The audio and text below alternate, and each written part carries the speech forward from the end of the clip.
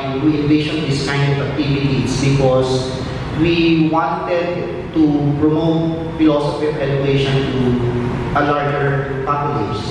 So that's the reason why. It's because I came to realization that we philosophers are not anymore talking to students, we are not anymore talking to teachers, and we are more into higher form of abstraction of thinking, and that is more into the ivory tower. So, and as you can see, okay, the reason behind this is in promoting philosophy. I also uploaded some of my lectures in YouTube. So you just follow my or you subscribe my YouTube page channel, Rodrigo Abenes, and also you also follow my Facebook page, Aklata ni Tasho and the Tasho memes, satires, and bombs. It's because that is also my way of doing public philosophy and promoting philosophy to the public. So for today, I just wanted to share to you my research.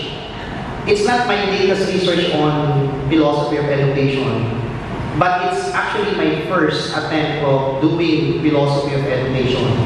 So I actually attempted to write this one 2 years ago, and I already presented it in an international conference in Hong Kong University. So the title is From Dogs to Laboratory of Life, B.F. Skinner's Philosophy of Education.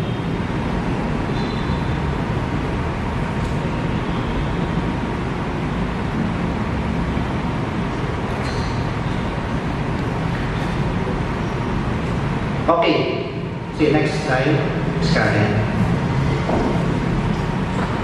Okay, so what are the aims of the study? So first one, that I wanted to show that B.F. Skinner's behaviorism is not just a psychological learning theory, but a philosophy of science of behavior.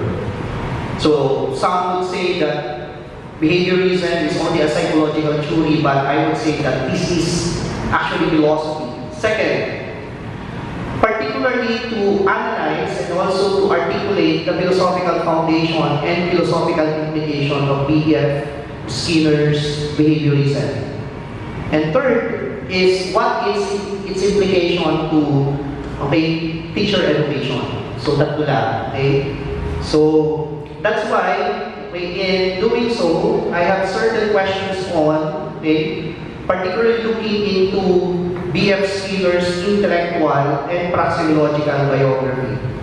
Okay, second, I will just be very basic in discussing, although very purist in the discussion of behaviorism, and particularly knowing what are the basic tenets of Skinner's behaviorism.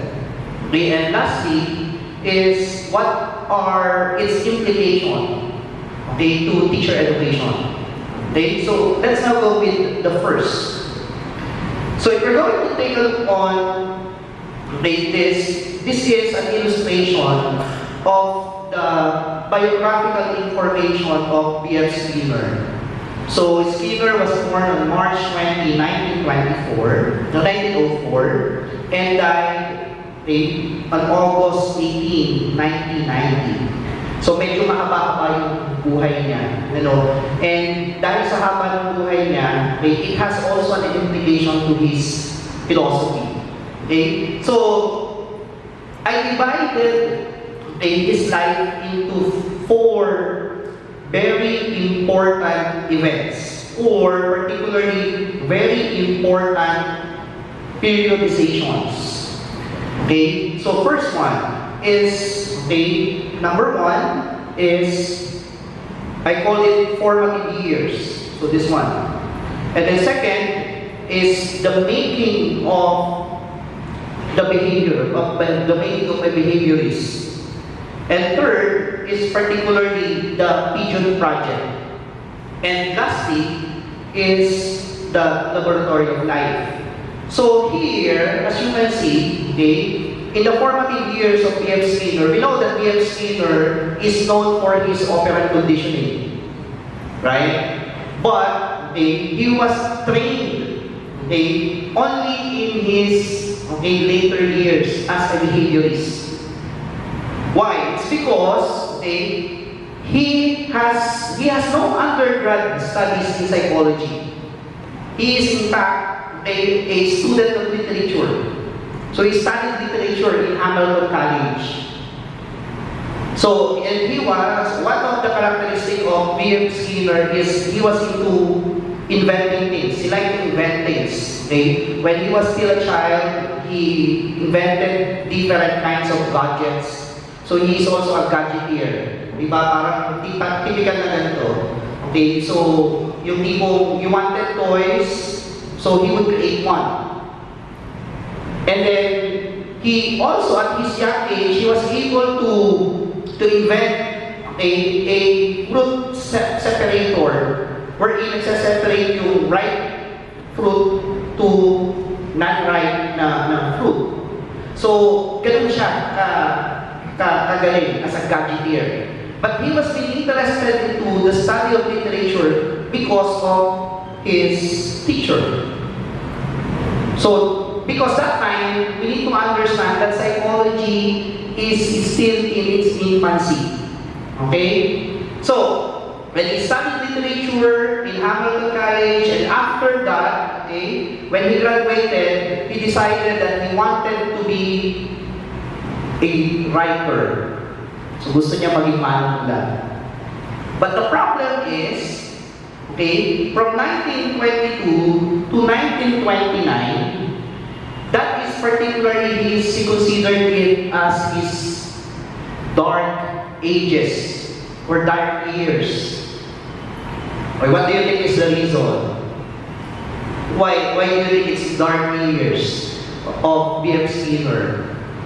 Kasi he wanted to be a writer, but yes?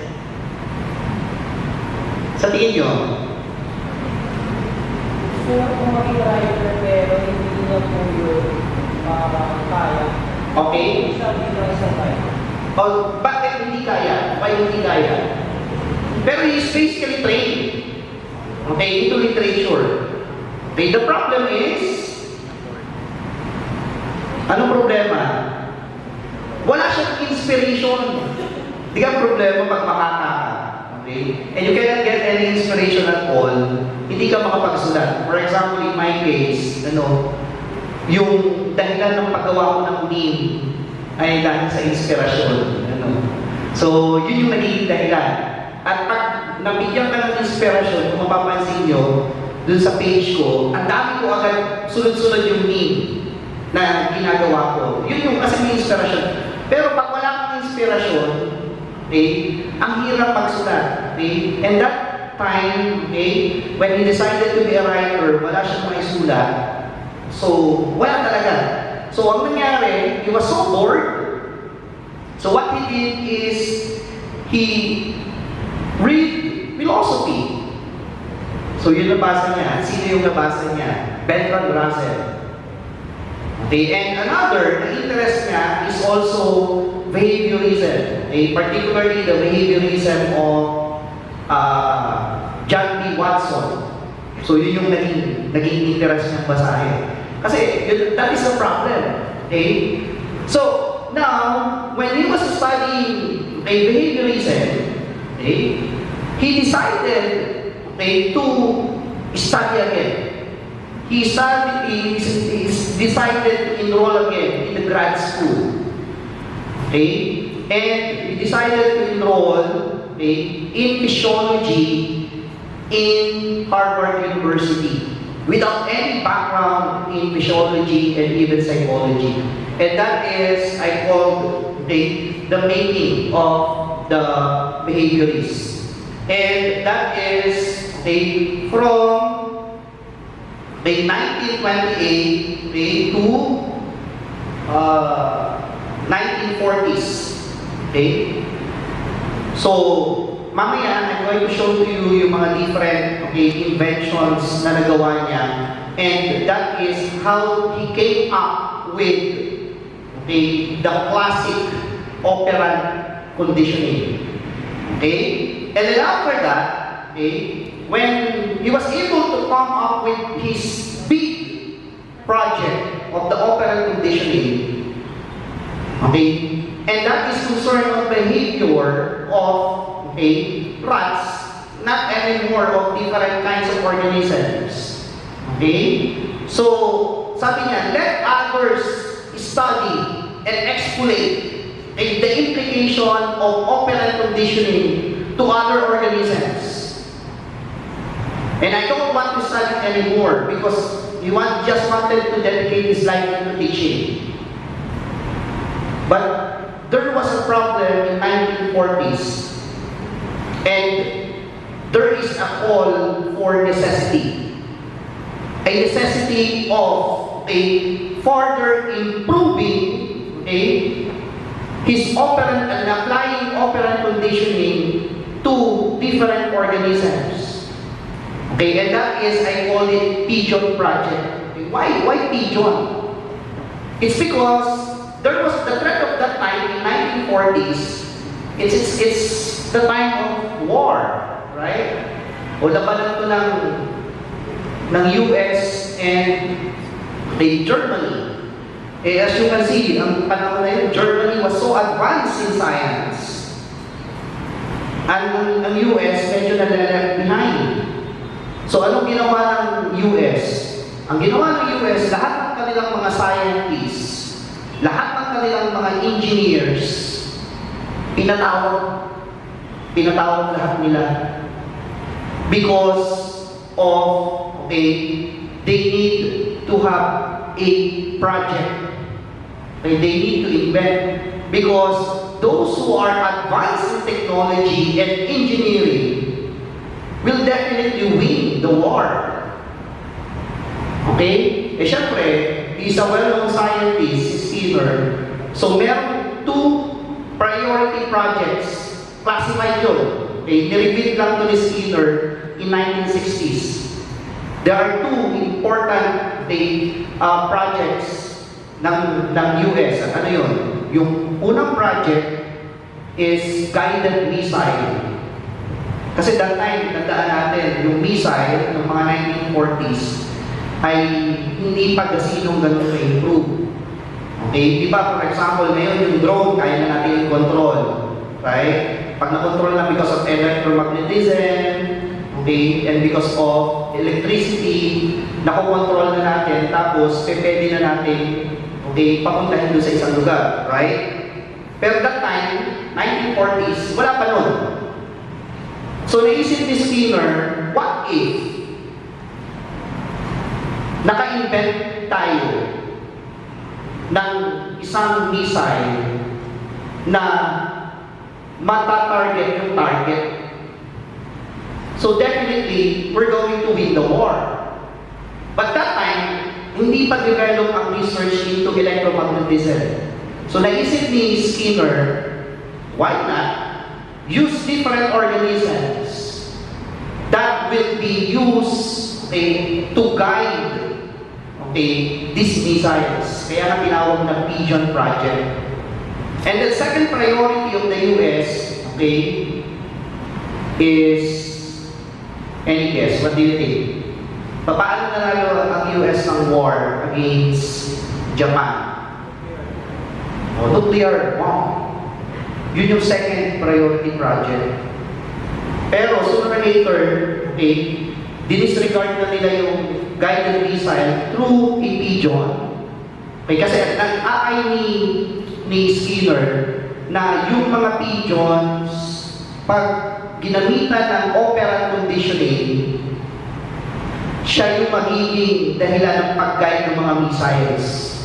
Kailangan na magkaroon ng behavioral engineering. Okay? And then after that, so natigil yung project, hindi naging successful. But, what is good thing about it is Skinner was able to develop, particularly his own way of applying it to organism. Okay, second. Okay, ano yung second? After the war, so what happened is that, nagkaanak na siya. Okay, pangalawang anak. Actually, Skinner is a very kind father, is a very kind husband, and one of the worry is because of the growing responsibilities at home, yung asawa ni B.F. Skinner problema kasi maliit pa yung panganay nila, who is going to take care of their second child, Deborah. So, sabi ni Skinner, why not gumawa ako ng pag-invent na lang ako na mas mapapadali ang pag-aalaga ng bata. At anong ginawa niya? Naka-invent ko siya ng they called it air crib. Pero if you're going to search it in the internet, ang tawag doon, baby in the box. Kung saan, i-control, ilalagay lang yung bata doon sa crib, na close, pero regulated ang environment. Okay? Nakakubad lang siya, naka-diaper, and everything will be provided to the child, to the baby. So, ginawa niya yung kay Deborah. Okay? Kaya lang, nung na-publish yun sa isang magazine, sobrang daming reaction ng mga readers, ng mga tao. And what are the reactions? You are doing experiment, okay, to babies. The babies are not rats. You try to imagine, diba? Ganun. Pero may problema kasi, because, okay, in the making of a behaviorist, he invented the well-known Skinner's box. So after that, the Skinner box was later on became an air crib. Okay? So naging air crib siya. Pero, okay, hindi yun na, kasi at that time, umuuso na rin kasi yung panahon na develop yung technology, okay, and what makes technology is because we wanted to make our work easier. So, na-invent na sa US yung mga washing machine, stove, and etc. And Skinner wanted na magkaroon ng mass production of air crib. Pero hindi siya natuloy. And then after that, okay, that is the second stage of the Pigeon Project. The third stage of the Pigeon Project is he started to write. Okay? Kung kilala natin si Skinner as a psychologist, he is also a well-known literary figure. Okay? So, meron siyang bestseller na book. Okay? So, ito yung kanyang bestseller na book. These are two important works of Skinner. Okay?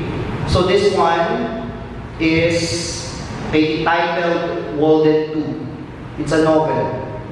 So kung dati-dati nung gusto niyang maging makapagsulat kasi wala siyang inspiration. So ang nangyari, nakapagsulat siya.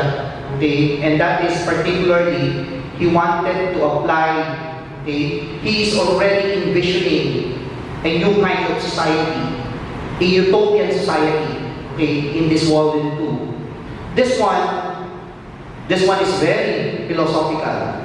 Okay, the title is Beyond Freedom and Dignity. Okay, pero sinulat niya ito in 1970s. Okay, and what is amazing about this book is that why I call it Laboratory of Life. It's because in this book, okay, maraming mga na-inspired na mga different communities to establish communes. And in the Laboratory of Life, there was a community in the 1970s na nag-establish at nagtatag ng known as the Twin Oaks.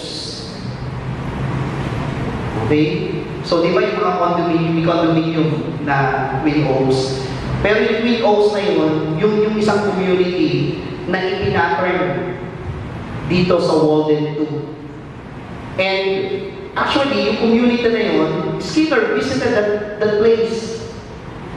Kaya nung pagbisita ni Skinner doon, nasa YouTube yun, pagpapanoodin niyo yung pagbisita niya sa Twin Oaks. Pagpunta niya doon, nagulat talaga siya kasi yung almost mga panorama, okay, nandun. And then after that, okay, there is another community in Mexico, and that is Los Hortones, okay, na inadapt din ang behaviorism, okay, ni Skinner.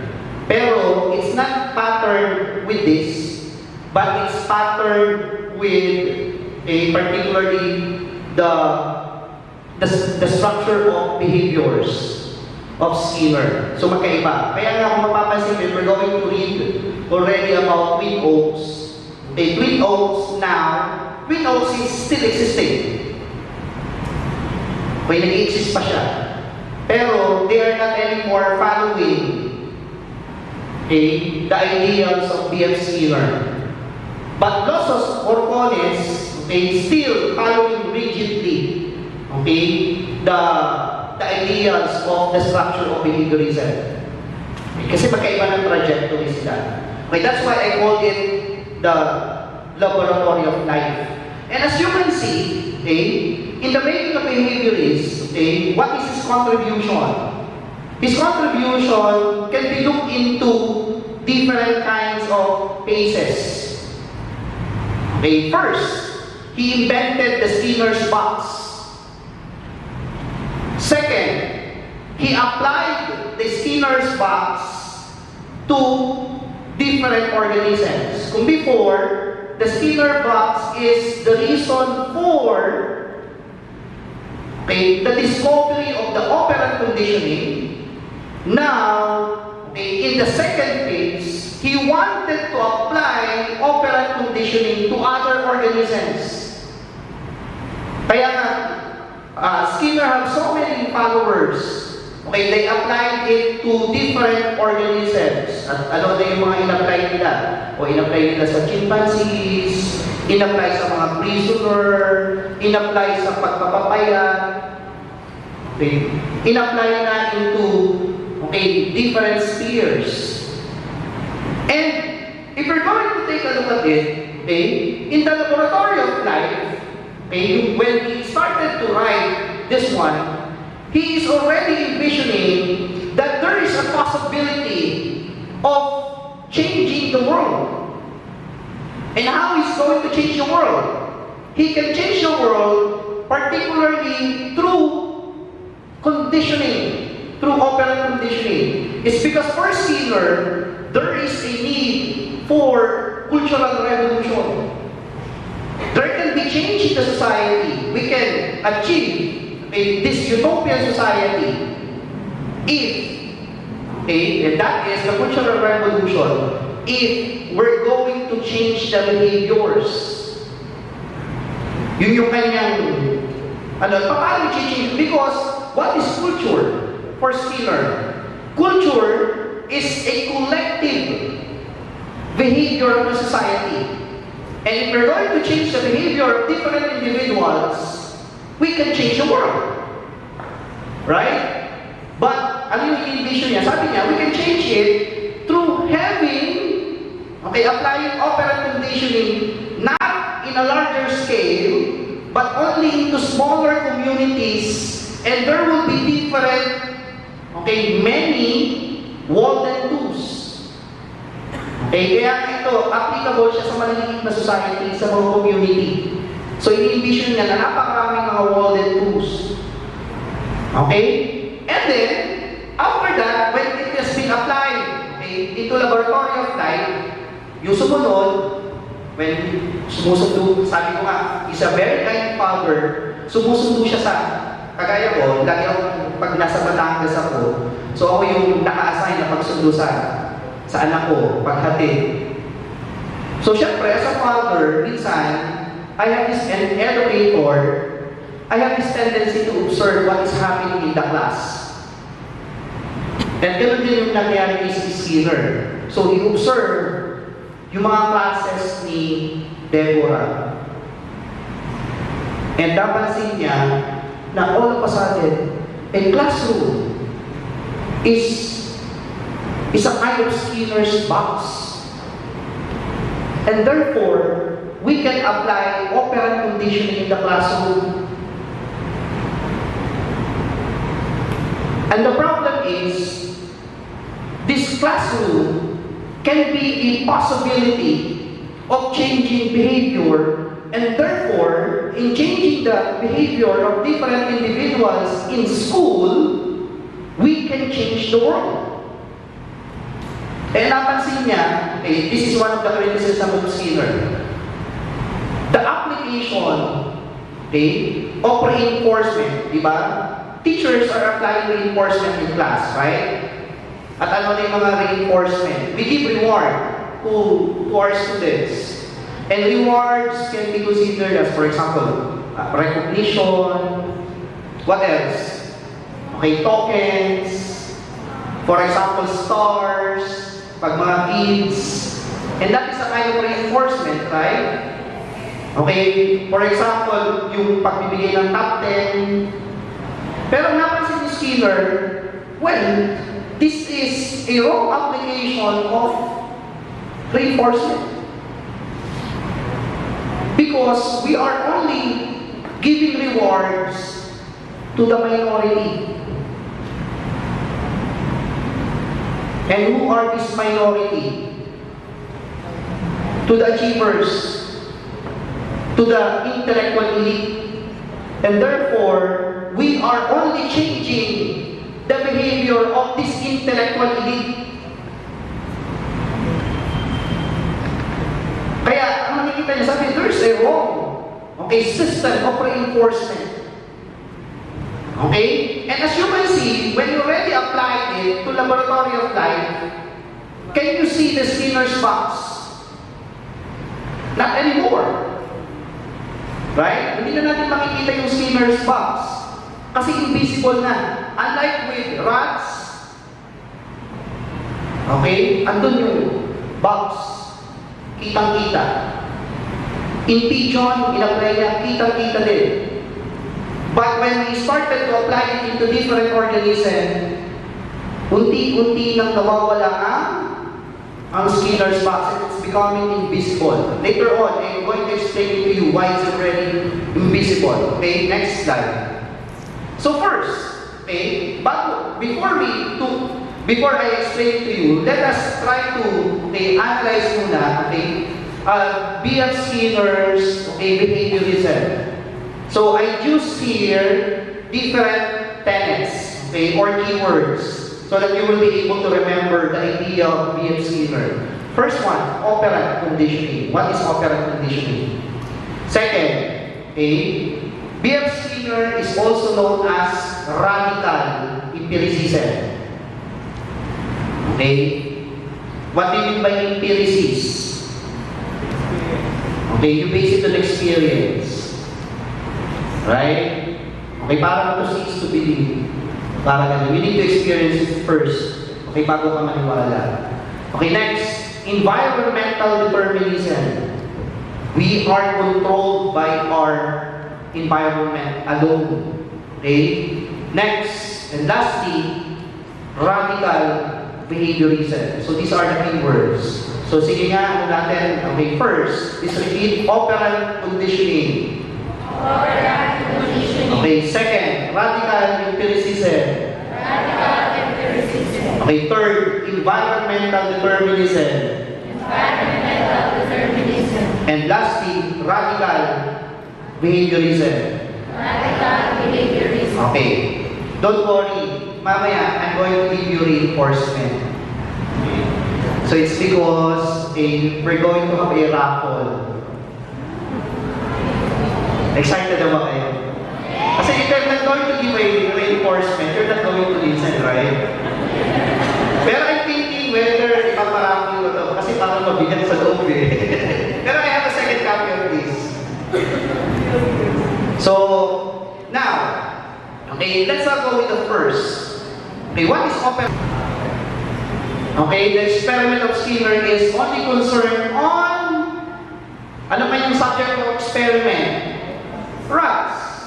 Pero, syempre, we need to trace behaviorism to the classical behaviorism. And, sino ang proponent ng classical behaviorism? Okay, Ivan Pavlov. Diba? Meaning ni Ivan Pavlov, ano? Yung kanyang buhok na condition. Diba? May conditioner, right? Nakita niyo na yung meme na yun? Hindi ako gumawa nun. Okay, hindi ako gumawa nun. Okay, so, that is the classical conditioning. Pero, okay, you might wonder, bakit why, okay, Pavlov is known for his classical conditioning, pero that is not his scholarship. Hindi yun ang scholarship ni Pavlov.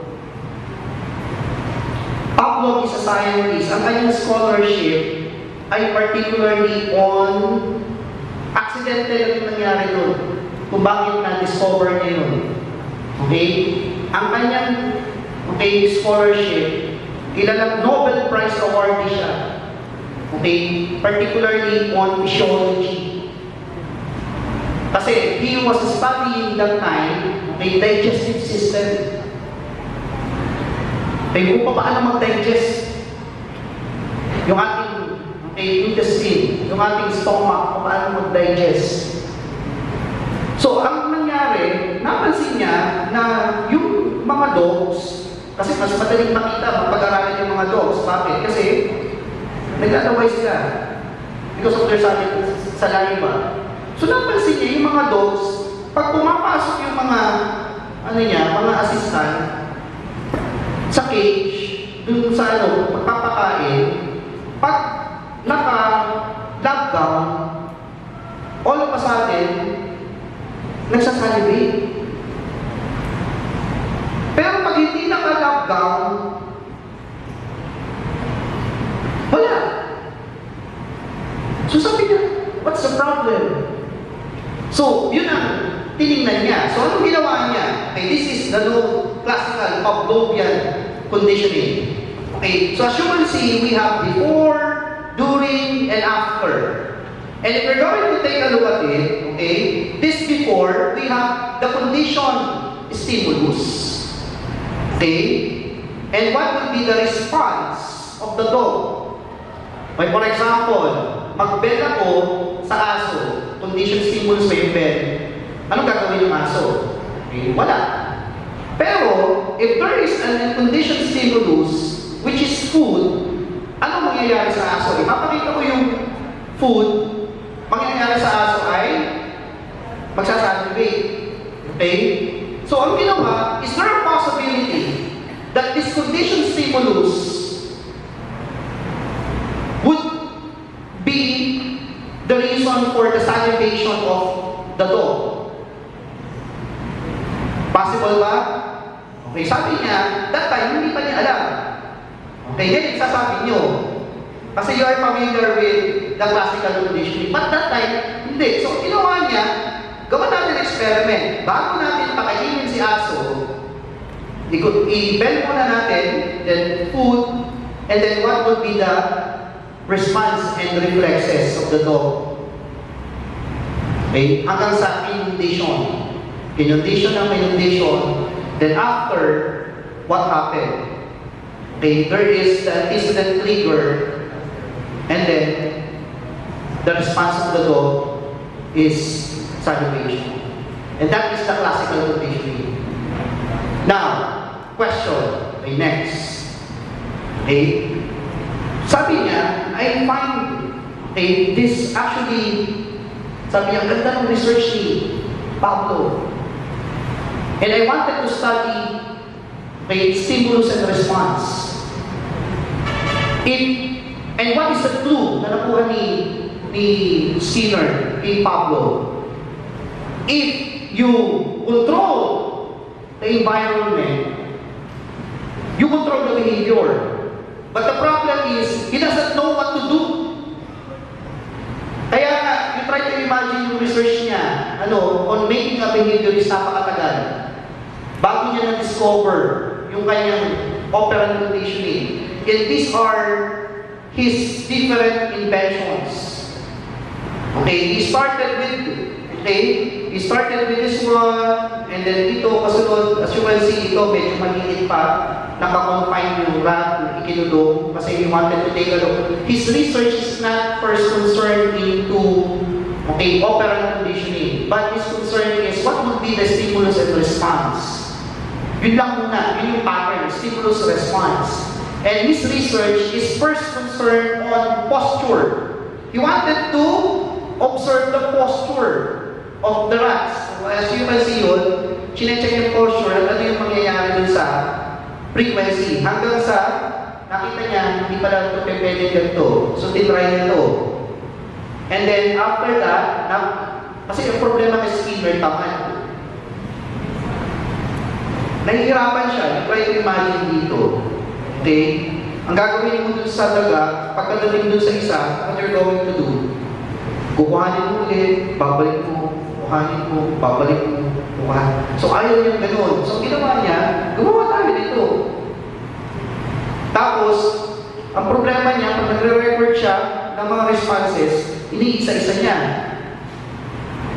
So, sabi niya, gawa natin ito. Okay? Dito, ang problema, natigil. So, he was able to invent this one. And then later on, pag nakikita niya yung rat, yung ikot, pagdating dito, titigil, and then magpuprovide siya ng food. And then after that, biglang ina-observahan siya, and then later on, he invented naman, the Skinner's box. So, naging box na siya. Okay? And with the invention of the Skinner box, he was able to formulate his operant conditioning. Okay? Next slide. So ngayon, this is the Skinner's box. The Skinner's box is, operant chamber was designed to teach rats how to push a lever. Okay? This behavior is not natural to rats. Okay? So operant conditioning with positive and negative reinforcement were performed in order to teach and change behavior because it's not natural. Okay? So, ito yung ginawa niyang operant conditioning or Skinner's box into, particularly the pigeon. So, kung mapapanood mo sa YouTube, yung pigeon and Skinner, ang ginagawa niya, tinuruan niya yung pigeon na mag-counterclockwise at pa-condition yung behavior na hindi naman ginagawa ng pigeon by giving reward. At ano yung binibigay na reward? Pellet. Okay? And then next. Okay? So, now, we need to understand what is the difference between, classical conditioning and operant conditioning. We can take a look at it into, 5. Okay? First one, difference with regards to responses. Second, difference with regards to acquisition. Third, a difference with regards to extension. Okay? And fourth, difference, between cognitive processes. And fourth is difference, between biological disposition. Okay? With regards to, paano lang ang charger para with regards to response, as you can see, classical conditioning is only concerned into involuntary responses. Whereas, the response for operant conditioning is, what is the response? Voluntary reflexes. With regards to acquisition, there is an association. And that is an association of conditioned response announces the unconditioned stimulus. Or the conditioned stimulus, that is the bell. Pag may bell, ma-associate din ng aso na mayroong food. But, for association, responds with the consequences. Kasi nga, involuntary siya. Pag ito ay pinress i-press ko, may lalabas. Okay? Whereas, dun sa aso, nag-bend, sino nag-bend? Ang nag-bend ba yung aso? Okay, ang nag-bend ay yung tao, right? But, for the operant condition, it's voluntary. Okay? Mamaya, I'm going to show you kung paano pa yun. And extension, yung condition response decreases when the condition stimulus is repeatedly presented alone.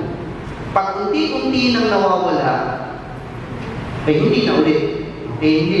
Responding decreases when the reinforcement stops.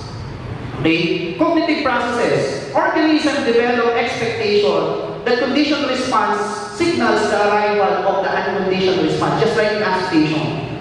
Whereas, the cognitive processes, organism develop expectation that a response will be reinforced or punished.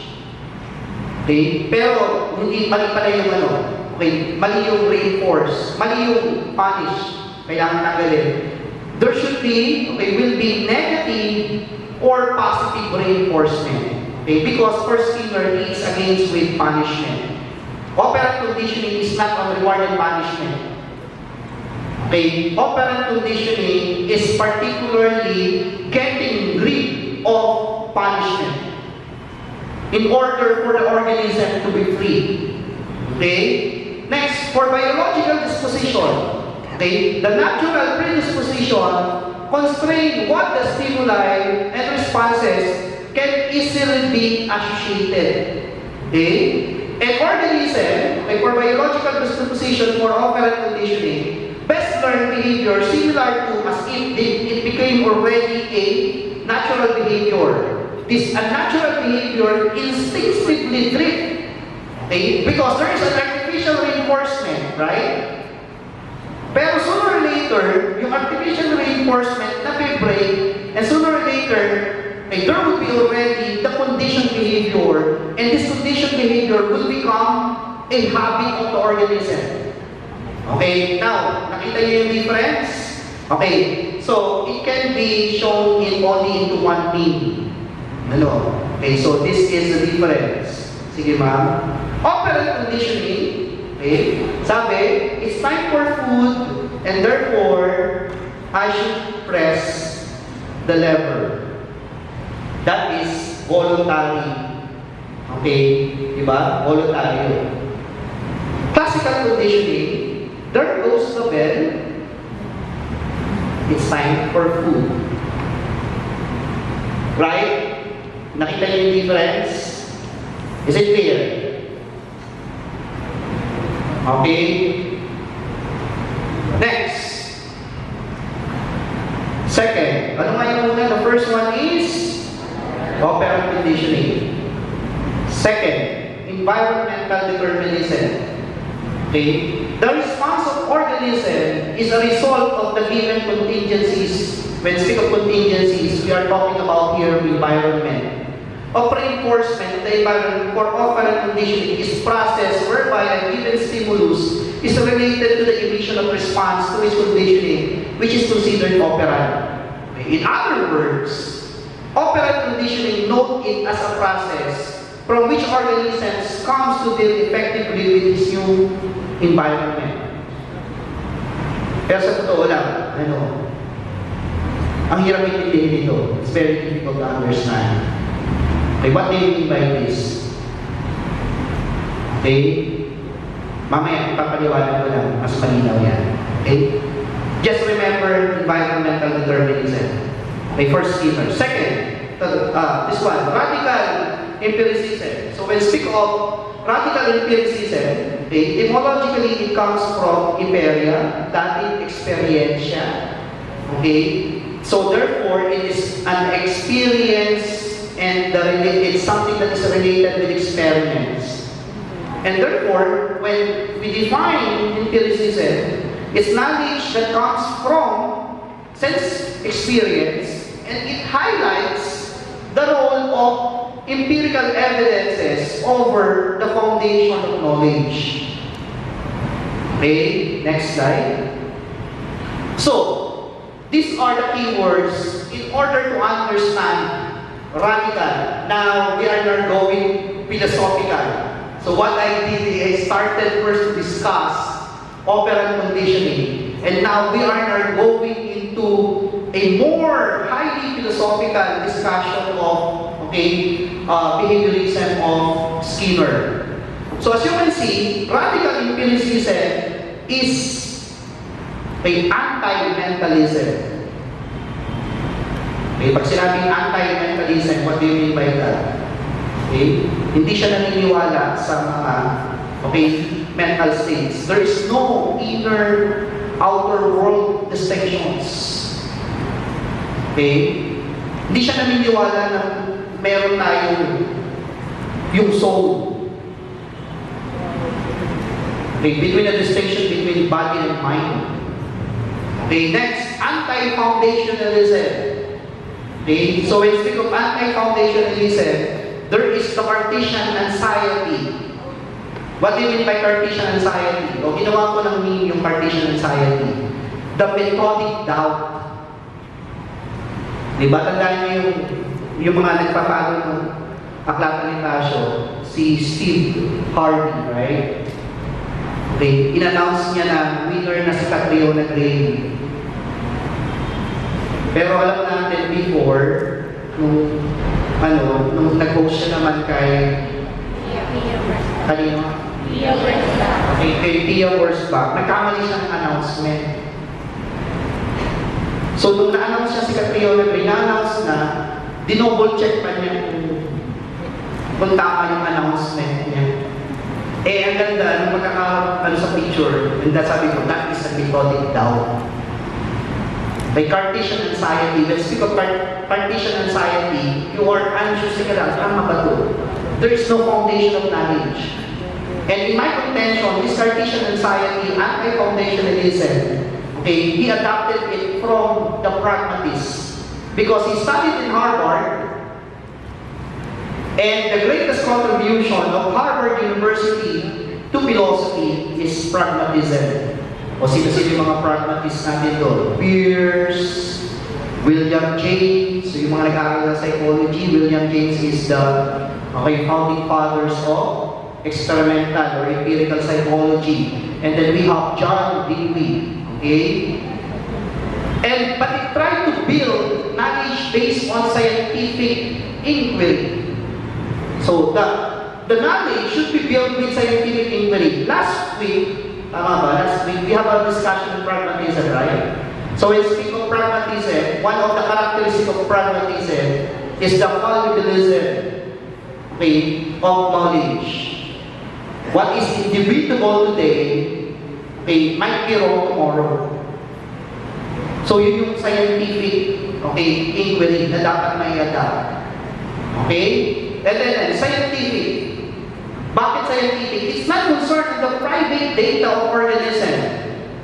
For according to Skinner, we cannot go beyond on the ontological grasp of the mind. Can we study the mind? So sabi niya, no. We can only study its manifestations. And the manifestations of the mind is behavior. Sabi nga ni Skinner, kanina, pinapanood ko yung huling lecture niya. Nakakaiyak yung huling lecture niya. That was 8 days before his death. Try to imagine. Yung nagbigay siya ng keynote lecture niya. In 1990. 8 days before, namatay kasi siya ng leukemia. Sumisakit pa siya ng leukemia, nagbigay pa siya ng keynote speech sa American Psychological Association. So, now, sabi niya, philosophers and psychologists have studied, mental states and mental processes through introspection. Philosophers have been critical about introspection because of the limitation of the inquiry. But later on adopted introspection as well. disorder, but the problem is, okay, and then the cognitive psychologists have tried to understand it, okay, but they cannot understand the processes. For example, KJ, nakapag-develop siya ng, okay, stages, pero kung ano nangyayari dun sa utak ng, kung paano nagpa-process yung bata, or yung individual, hindi alam. Right? Okay? So, sabi niya, we cannot go beyond. We cannot study freedom. Kaya nga sinabi niya, beyond freedom. We cannot study dignity. Kaya ang title nito is beyond freedom and dignity. We cannot study this. Okay? Because that is beyond the ontological grasp of the state of mind. And we will just be speculating about it. And we are wrong into studying these things. And, okay, the reason na kailangan the right way to study, okay, these things is particularly through scientific inquiry. But, we still don't have technology into studying this. Okay, and what is the concern? Okay, the concern is logical construction. Not hypothetical construction. Dapat malinaw na. Okay? May logical sequence, hindi ka lang mag-speculate, bakit ganun? We philosophers are guilty of that. Okay? Next. Okay, Skinner's radical reductionism. Why reductionism? He reduced knowledge in a functional response formulation, and he considered that all knowledge, lahat ng knowledge, are only repertoire of behavior. Okay? And therefore, when we speak of radical, okay, reductionism, it's the only one that can shed light into understanding the human individual and the social world. But it must be noted that he did not explicitly deny, take note, he did not deny the existence of freedom. He did not deny the existence of dignity. He did not deny the existence of the mind. But it must be noted that, okay, the ontological status of these entities, but it only postulated that such approach has yet no place for search for truth and meaning. Wala pa. Wala pa tayo doon. Don't speculate. What we need is particularly a scientific inquiry. But take note, this scientific inquiry is well grounded into, okay, pragmatism. Okay? Next slide. So this is where I'm going to explain to you, okay, what do you mean by environmental determinism? Okay? For Skinner, okay, behavior is a function. Okay? Behavior is a function. And it can be looked into three. Okay? First one, it's a kind of function based on selectionist principle. Here, he adopted the selectionist principle of, okay, the pragmatist. Okay, when we speak of selectionist principle, we are talking about, okay, natural selection. Okay, we are talking about the natural selection of Darwin. But, okay, this was adopted by pragmatists. Okay, okay, first one, we have the phylogenetic level. Okay, second, we have the ontogenic level. And third, we have the cultural level. And if we're going to take a look at it, okay, sabi niya, behavior is a kind of function in a phylogenetic level. So we are talking about, in the level of the individual, the genetic endowment. And kung mapapansin nyo, for example, that is, well, when speak of tinawag natin genetic endowment, nagbabago tayo. Bakit? Nagbago tayo sa evolusyon. For example, bakit yung mga giraffe bumaba ang liit? Nagbago is because of the given contingencies, because of the environment, because contingencies of survival selects, okay, or select basic morphological characteristics and patterns of innate behavior. For example, why is that ganito itsura natin? We evolve.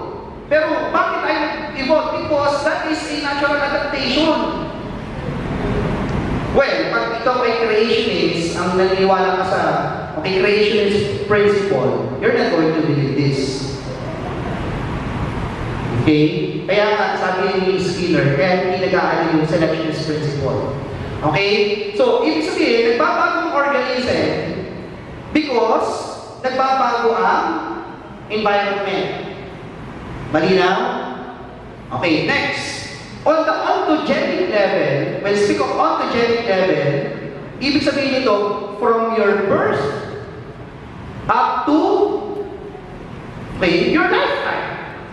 Okay? And that is, the individual is concerned into the our material environment. Okay? And contingencies of reinforcement selects components of our organism repertoire during its lifetime. O magbigay ako sa inyo ng halimbawa, on verbal behaviorism. So when I presented this paper in Hong Kong last 2017, and I was able to stay there for almost 1 week, biglang may nabago sa akin. Kasi mga kasama ko, mga Briton, pag nakikipag-usap na ako, British accent na. Kasi nagbago yung contingencies. Diba? So, nagbago yung contingencies, nag-adapt ako unconsciously. So, sa pag-adapt ko, what happened? Okay, for example, ang anak ko kasi ay British accent. Tataka kayo, sir, bakit yung British accent? Sa bahay po ba? Hindi naman kami British, mga Batanggenyo nga. So dapat Batanggenyo, di ba? Pero bakit naging British accent ang anak ko? Dahil sa environment. Saan itong environment meron na? Environment ng Batanggenyo. Pero bakit gano'n naman kapapanood ng Peppa Pig? So we call it Peppa effect. Di ba? For example, yung mga pamangkin nyo, pinsan nyo, papanood nyo yung Peppa Pig lagi. Pero tataka, bakit British accent? Kasi because of the contingencies. Okay, kaya kami ngayon, pag nasa bahay, British accent din minsan kami. Kasi gawa naman lang namin. Okay? So, now, remember, nakikita nyo na yung selectionist principle. So, doon natin na ipapasok yung environmental determinism through a selectionist principle. Okay? Now, cultural level. Okay? It's a function in cultural level. It's because we are talking about social and cultural environment. This is a higher order contingencies wherein select cultural practices play a role in contributing the survival of the culture. Okay? Ano ibig sabihin nito? Different societies would adapt different culture based on survival.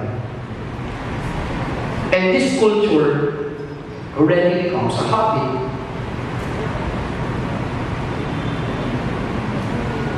Okay? And that is a kind of behavior, right? So behavior therefore is a kind of function. Okay? I posted it in my meme, that memes are also a kind of function. Okay, with respect to phytogenic level, ontogenic level, and even cultural level. Okay, pero anyway, hindi ko explain sa inyo yan. Next. So now, how are we going to look into radical behaviorism? So therefore, we could say that radical behaviorism is a philosophy of science. It's because he was able to develop a conceptual framework. Skinner was able to develop a conceptual framework for associated scientific inquiry. Okay, particularly, three elements. First one, empirical analysis of behavior. Okay, second, application of applied analysis. And third, conceptual analysis. Okay, for first, empirical analysis of behavior, that is particularly a systematic, okay, analysis both in the inside and outside of the laboratory. Okay, second, application of behavioral technology and principles in the world. That is the application of applied analysis. And third, okay, the conceptual analysis is philosophical and theoretical examination of subject matter and methods of behavior analysis. Okay? And these are all present in radical behaviorism of Skinner. And we can see it in his lifetime. First, empirical analysis of behavior, both inside and outside of the laboratory. Did he apply it? Yes or no? Okay, first, inside the laboratory. Diba? Analysis of behavior, right? In-apply niya. After application, right, particularly applied it both inside and outside of the laboratory.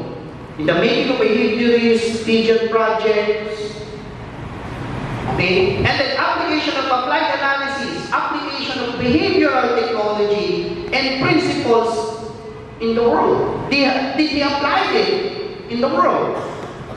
Okay, yes. He applied it, and even some of his followers applied it to different, okay, organisms.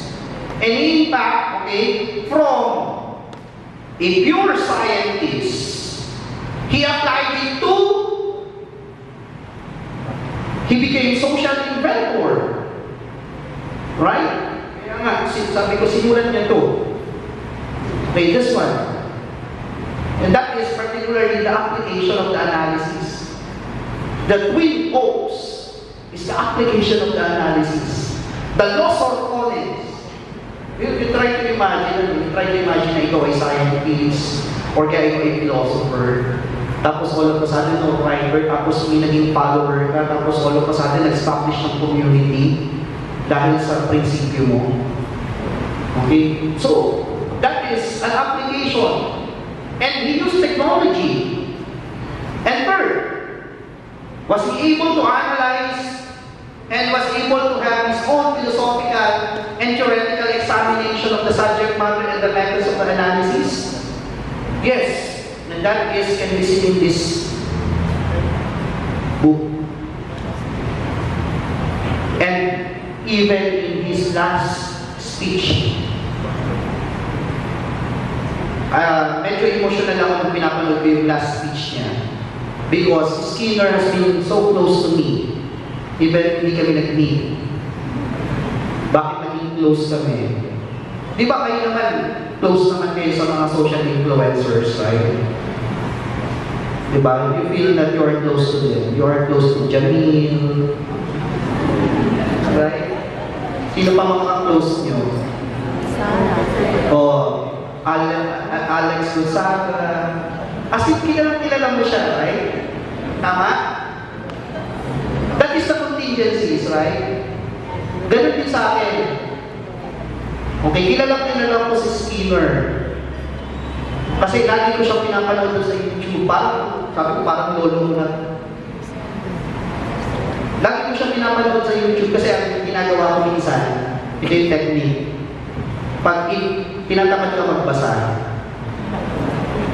Okay? And also, for example, yung professor mo boring minsan. Yung lecture naman anyway, ganito kasi ang mga millennial ngayon. Anyway, pwede naman magpalipan mo na lang, papanoodin mo na lang sa YouTube. May professor ako, hindi naman kasi yung magaling. May papanoodin ko na lang, let's say, assigned readings, yung mga contemporary philosophers. Papanoodin ko yung mga lecture sa Harvard, sa Oxford. Tapos ang maganda, pag papanoodin mo, You're going to pick yung merong subtitles. Para habang nanonood ka, nagbabasa ka, hindi ka aantukin. Tapos you can even copy the transcript. Okay, pwede mo i-copy. Pag tinatamad ako, for example, I wanted to study, even with other philosophers, yung mga expert ng mga philosophers na to. Sa akin, ang kagandahan, si Skinner, ang dami niyang interviews. So kaya lagi siya ang pinapanood ko. Kaya yung last speech niya, na 20 minutes, nakakaiyak. It's because that is his philosophical and theoretical examination of the subject matter. And the analysis of all the entire American Psychological Association endeavors. Okay? The methods of behavior analysis. Okay? So next slide.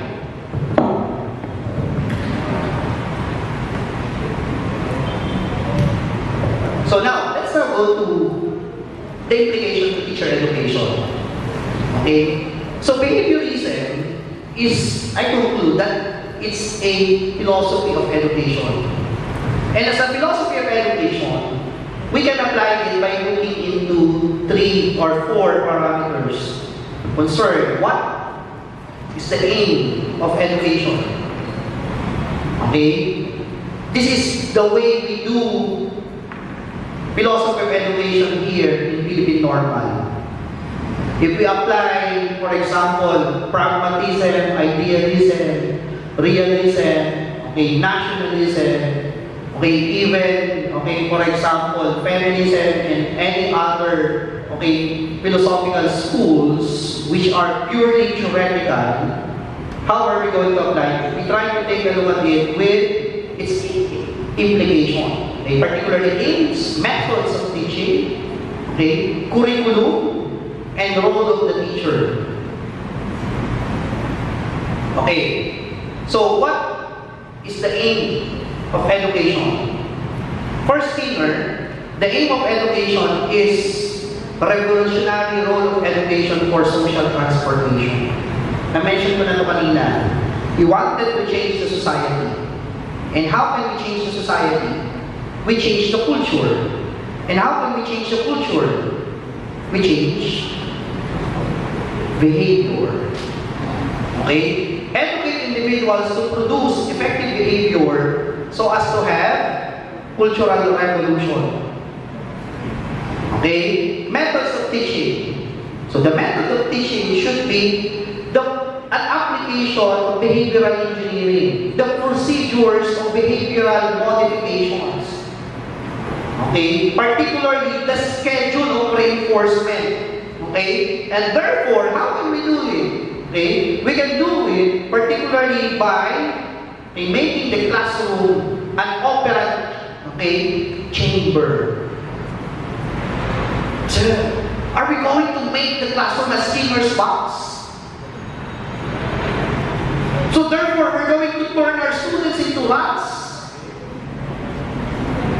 What do you think? Do you agree?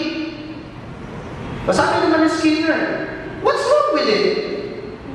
Kaya nga environmental determinism eh. We are determined by our own environment. And we are in a bigger Skinner's box. We just don't know it. Right? What's the difference?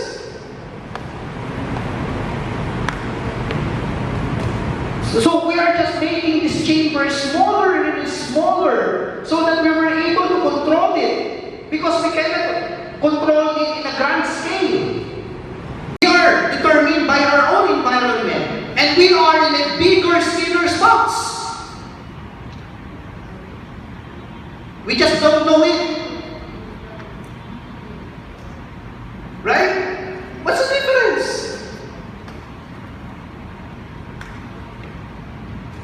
So we are just making this chamber smaller and smaller so that we were able to control it. Because we cannot control it in a grand scale. We can control it in a smaller scales. And the problem with environmental determinism, ang kagandahan dito kay Skinner, It's not his invention. Hindi ito invento. Hindi ito ginawa.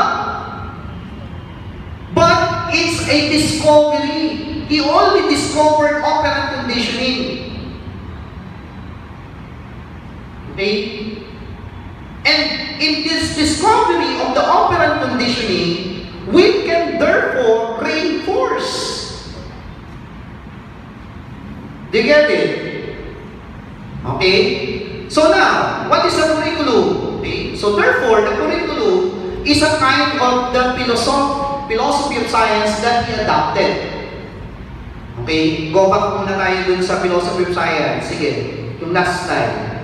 And this is, we should apply empirical analysis of behavior, may application of applied analysis and conceptual analysis. Okay, therefore, we can be more, it's more of a trial and error.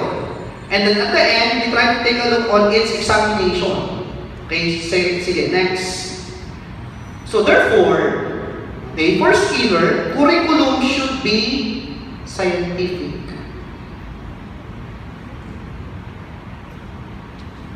But when we speak of scientific, what do you mean by that? It's an application of a scientific inquiry through what we call Cartesian anxiety.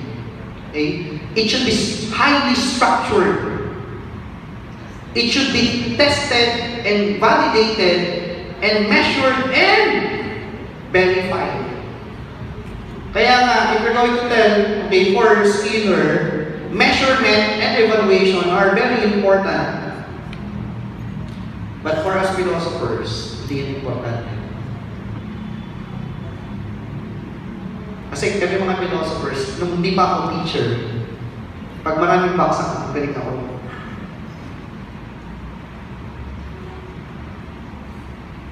But when I became a full-blown teacher, pag ang estudyante ko may bumagsak, bumabalik sa akin, anong problema ko? And that is, okay, and I wanted to know when, ako ba may problema ko siya? Bakit hindi ko siya maingganyo sa pag-aaral? Bakit hindi ko siya maingganyo sa pagbabasa? Bakit hindi siya interesado? And that is part of the measurement and evaluation. Okay? The next, what is the role of the teacher? Okay? The role of the teacher is to try different techniques of conditioning processes. Of course, ang mga teacher na-apply niya yung conditioning processes, right? Sabi ko nga, giving rewards, tokens, recognition. Pero ang problema sa pagbibigay ng recognition, sabi ni Skinner, masyadong matagal. For example, yung award na binibigay, masyadong matagal, hindi immediate. Okay?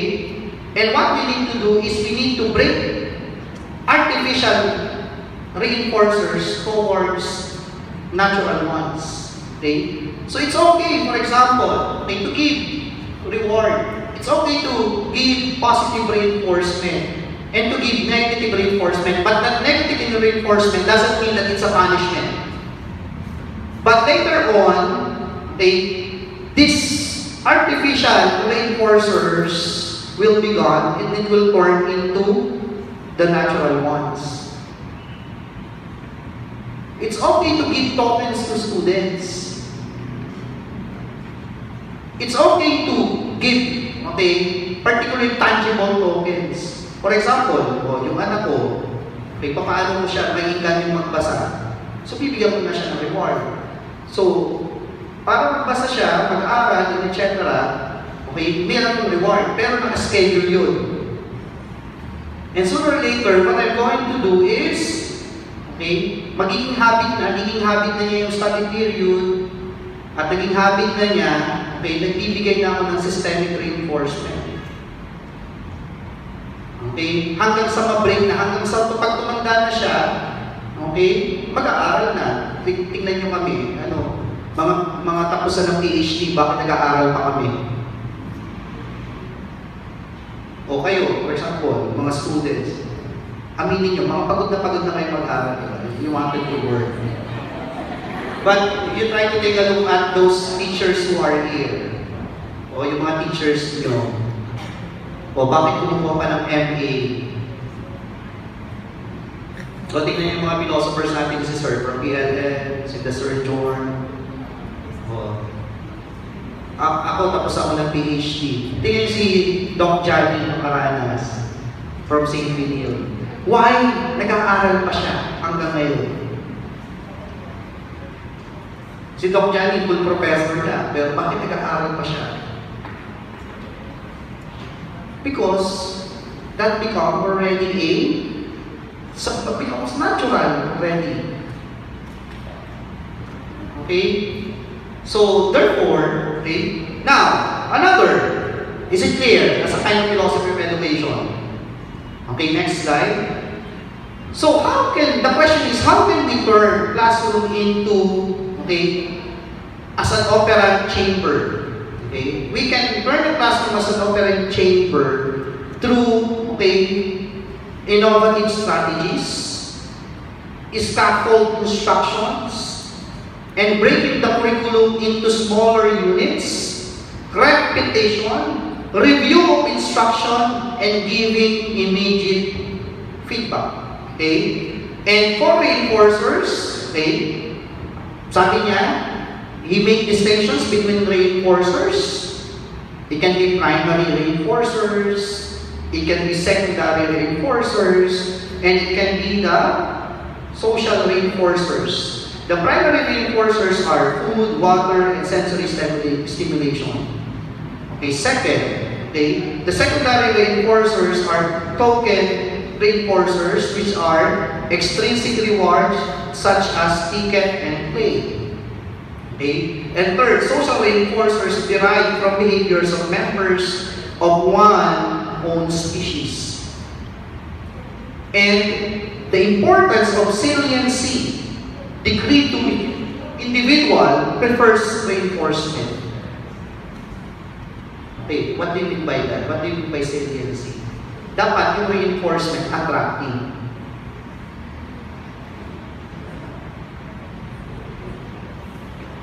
Diba? Pag hindi siya attractive, mag-change ba ang behavior mo? Hindi, dapat attractive. For example, when I was still a kid, syempre, medyo may edad na ako ngayon, hindi ako pagaya.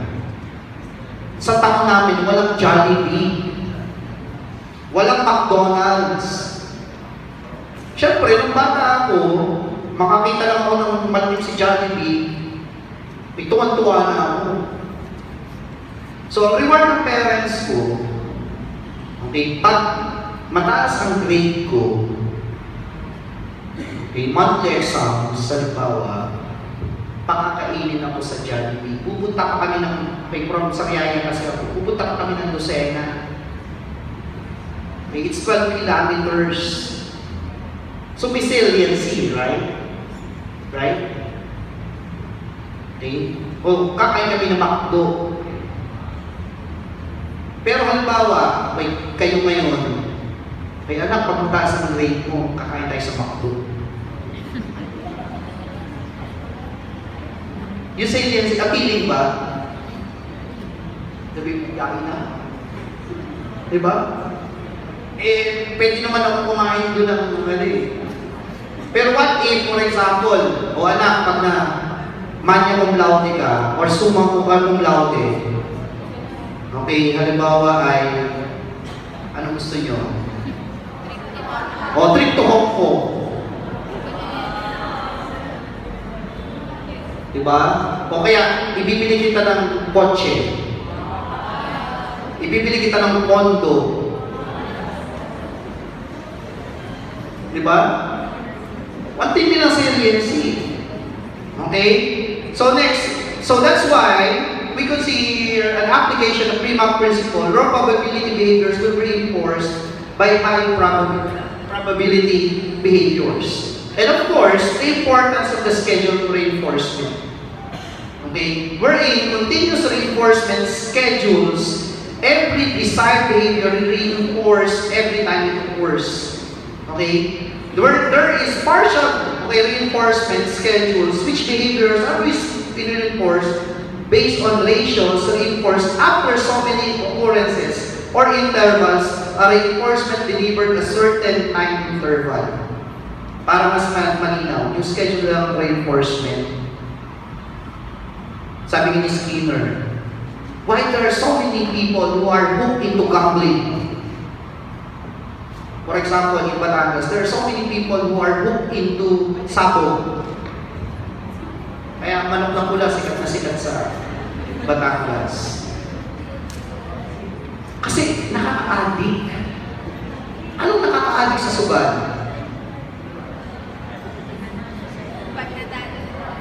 Ang nakaka-addict sa sugal, yung schedule of reinforcement. Okay? For example, pag tumaya ka, o ako, itong ang naranasan, naging sugalero din ako eh. Yung pagsusugal ko, yung video karera, yung kabayo nagkakarera. Siyempre, nung sa baryo pa ako. Pag tumaya ka, ang tindi ng mga reinforcement, di ba? Kaya kang piso, tamang 3 piso, yung iba 40, 80, etc. Pag tumama, ang taas lang ng energy, yung dopamine, di ba? High na high ka, tuwan-tuwa ka. Di ba? Tuwan-tuwa ka. Tapos all of a sudden, biglang yun ang nabibili mo. All of a sudden, okay? Pag natatalo ka, makakasa uli yung mo. Tapos pag tumama ka, kaya sabi ni Skinner, maraming naaano sa sugal. Maraming naaano sa gambling. For example, okay, why is that? Okay, maraming millennials are so into Facebook, into social media. Di ba? Ito, naranasan mo dati. Naranasan mo din ito, medyo bago pa akong philosophy member. Pag nag-post ako sa Facebook ng meme, nakakataas ng, nakaka-addict. Nakaka-addict bakit? Because of number of likes, number of shares, grabe. Yung number of reach. Hindi, ngayon, ang tinitignan ko na hindi reach na kung saan naabot. Because I don't care na with number of likes. I don't care anymore with number of shares. But yung reach, sabi ko kung yun na lang yun, mayaman na ako. Di ba, the more na may nag-like sa post mo, parang nakaka-boost. Kasi yung social media gives us, okay, it gives us a schedule of reinforcement. Partial, okay, reinforcement. Okay, and also, the timing of reinforcement, wherein an immediate gratification so as to improve frequency of desired behaviors. Ito, naobserbahan ko as a teacher. Mabagal kasi ako mag-check pag-essay. So, ang problema, pag ang teacher, mabagal magbigay ng feedback sa estudyante, parang walang appeal, right? For example, nagbigay ng midterm exam, naging guilty ako nito, nag-aaral ako ng PhD. Saka ako ibibigay ang result after 2 months.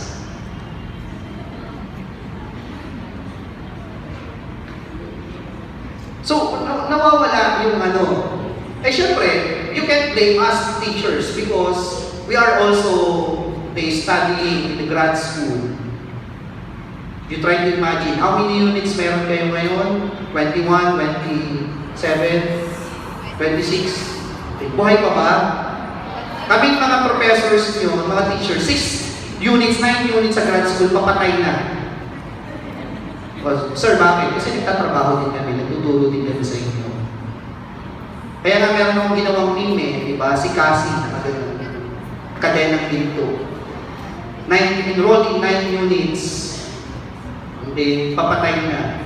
Because you can understand as teachers. Because we have so many responsibilities. We have so many students. Okay? So kaya nga, okay, for Skinner, there is an importance of giving immediate gratification.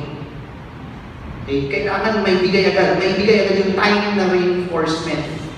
Okay? And we are not doing it in the classroom. We are not applying it. We are not making the classroom as an opera chamber. And how are we going? What is the offer of Skinner? What is the alternative of Skinner? The alternative of Skinner, this will be the last slide, okay, is he invented the teaching machine. Okay, wherein, kung mapapansin nyo, yung teaching machine na yan, okay, ay merong machine na pag mag-e-exam, you try to imagine, pag mag-e-exam ka, okay, merong machine, tapos all of a sudden, may question na ibibigay, pagkabigay ng question, sasagutan mo, pagkasagot mo, ibibigay agad sa iyo kung tama o mali yung sagot mo. Tapos kasunod uling question. Tapos kasunod uling question. Kasunod uling question. Kasunod uling question. Malalaman mo kung tama o mali. Kahit hindi ka nagbabasa, nalalaman mo kung tama o mali. And sooner or later, next time, pag mag-exam ka ulit, okay, ganun ulit. Same. Hanggang sa mangyayari, magiging repetition na. Okay, nagkaroon ako niya ng, I still remember, I was able to have this teaching machine. Kasi yung tatay ko, OFW pa, o yung parang computer, okay? Yung computer na yun, ay may iba't ibang mga subjects. Geography, chemistry, etc. Lahat ng mga subjects sa school. Pero very Americanized. So may mga questions. Ang question can be easy, okay, average, difficult. Okay? So, ang daming questions nun. So, sasagot lang ako, parang quiz bee. Di ba pag nag-quiz bee sa, yes, tama. Hanggang saan nangyayari, nare-remember mo na. Okay, application of, okay? So, according to Skinner, we can use these teaching machines. And that is an application of repetition. That is an application, makakarang pabalik sa last two slides. Okay. Okay. Ade, kasunod. Okay. That is an innovation. That is a scaffold instruction. That is a small units. That is a repetition. That is a review of instruction. That would give us immediate feedback. Diba? And the students, last slide, the students are working alone. And habang tumatagal, the curriculum is already being improved. So therefore, ang question dito, actually, si Skinner is so kind, but did you know that Skinner is the most hated man in America? He was hated, okay, because of his Skinner's thoughts. Okay, he was hated because of his air creed. Okay. Na-hate siya because of this teaching machine. He introduced it in 1960s. So you try to imagine, a teacher, hindi na magkakaroon ng interaction with students. Doon na, individuated instructions, iayusin lang yung curriculum to small, Pero sabi niya, nawawala na yung interaction between teacher and students. In the same way, with regards to air creed, nawawala na yung interaction between mother and child. Pero sabi ni Skinner, no. Okay, we are just trying to improve, okay, the environment, and with this, the teacher can focus into individuated instructions. Because it's hard to do an operant, okay, conditioning in the classroom if there are so many students in the class. One of the things that I hated of being a teacher is checking the papers. Second, proctoring the examination. O dito, may cheating ba? O kahit mag-cheat ka sa susunod, nasagot. Pero habang you do the repetition. And then next time, kukuha ko ulit hanggang sa magkakaroon ulit ng higher level. Do you get it? Okay, that is particularly the application of the teaching machine. And therefore, Skinner, okay, was able to formulate. And right now, okay, I'm currently now in attempt I'm doing collaboration with one of my students in Ateneo. When my student proposed a creative work, okay, that she will be doing an app in ethics. Gagawa siya ng app, tapos yung mga mga questions sa ethics, parang who wants to be a millionaire style. So yun yung gagawin niya. Sabi ko, it's medyo Skinnerian, sige. Okay, so that would end my discussion, and hopefully, I will be able to interact with you, particularly entertaining questions from you, and also some of the discussions from the group. Okay, thank you very much. I'm giving the mic to Ma'am Karen for the moderator.